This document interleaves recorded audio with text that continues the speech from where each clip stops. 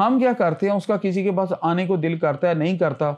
बाहर से एक अंकल जी आए हैं, वो रो रहा है, बाल से खेलना चाह रहा है, और हम ज़बरदस्ती उसकी विश के अगेंस्ट उठाते हैं और जब फिर डालते हैं और वो रोना शुरू हो जाता है। और वो ज़ोर से रोता है चीख के। वो क्यों रोता है? इसको स्टडी कीजिए। वो इसलिए रोता है कि उसने वो दुनिया देखी ही नहीं। उसने वो दाढ़ी वाला बंदा अपनी पर्सनैलिटी में, अपनी लाइफ में अभी तक बेचारे ने देखा ही नहीं। उसका एक्सपोजर ही नहीं हुआ। उसका एक्सपोजर कैसे होगा?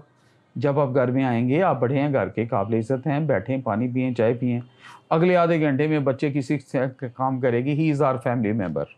वो थोड़ा देखेगा, इसको ममा ने भी इससे प्यार लिया है, पापा ने भी लिया, हम सारे बैठे हैं। वो देखेगा ना, मेरे जो रूटीन खेल पार्टियाँ हैं, ये इसके साथ कंफर्टेबल पिच पे हैं। सॉरी, मैं जो सिकॉटरी लैंग्वेज है अपने वर्ड्स में ट्रांसलेट कर रहा हूँ। तो ही द चाइल्ड वुड अंडरस्टैंड कि ये ना जो बंदा आया है ना, ये कंफर्टेबल है इस फैमिली के साथ। तो वो फिर पहले दूर से देखेगा, फिर आहिस्ता से आपके करीब आ जाएगा, फिर दोस्ती कर लेगा और आप उठा लें। क्या ये ज़रूरी है कि आप धड़ाम से घर में सबसे पहले एंटर हो और उसको ज़बरदस्ती उठाएं और वो रोता रहे, और आप उसको रोते रोते उठाएं, चुप हो जा, चुप हो जा, तो ज़िंदगी है, गलत है। बच्चे को प्राइवेट स्पेस दें। सवाल ये है, आपकी मोहब्बतों पे कोई शक नहीं है, आपकी दुआओं पे भी कोई शक, लेकिन ज़िंदगी में किसी की प्राइवेट स्पेस पे एंटर नहीं हुआ जाता। अभी इसी वीडियो के रेफरेंस से प्राइवेट स्पेस की मैं बात करना चाहूँगा। प्राइवेट स्पेस जो है ना, अगले की जगह वो मिल्कियत होती है जिसमें उसकी पर्सनैलिटी ऑपरेट करती है। कई दफ़ा लोग लोगों के सर पे चढ़ के बात करते हैं। आपको पता है, ह्यूमन टू ह्यूमन डिसीजन एक डिस्टेंस है।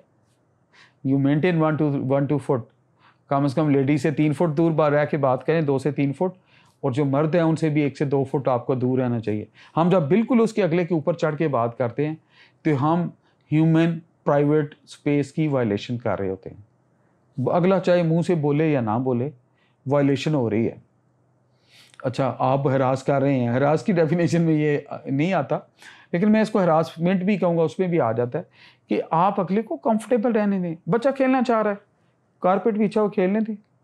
जब खुद आपसे वो खुद थोड़ी देर में बाल लेके आएगा, आपकी तरफ फेंकेगा, एस्टैब्लिश फ्रेंडशिप विद हिम। अच्छा, कैसे बच्चों के साथ फ्रेंडशिप होती है? बॉडी लैंग्वेज से। दूर खड़ा है ना, 2-3 दफ़ा शीशी करें, अच्छे सलाम लें, कैसे हो ये वो, आप देखिएगा आपके साथ जैसे शुरू कर देगा। मैंने अक्सर ट्रैवलिंग में देखा है, मेरी दोस्ती बाकी साथ वाले सीट के बच्चे से हो जाती है। वो देखता है, मैं ऐसे कहता हूँ, कभी ऐसे 2 दफ़ा करता हूँ, वो कहता है ये पार्टी तो भाई खेलने वाली पार्टी है, तो खेलना शुरू कर देता है। उसको वो करेंसी दें जो वो पसंद करता है। और सबसे बड़ी ताकत मोहब्बत की ताकत होती है, और मोहब्बत आंखों से ही होती है, आंखों से पता चल जाता है, चाहे वो बच्चा है, चाहे वो बड़ा इंसान है, और जिस तरह की मोहब्बत भी वो पता चल जाता है।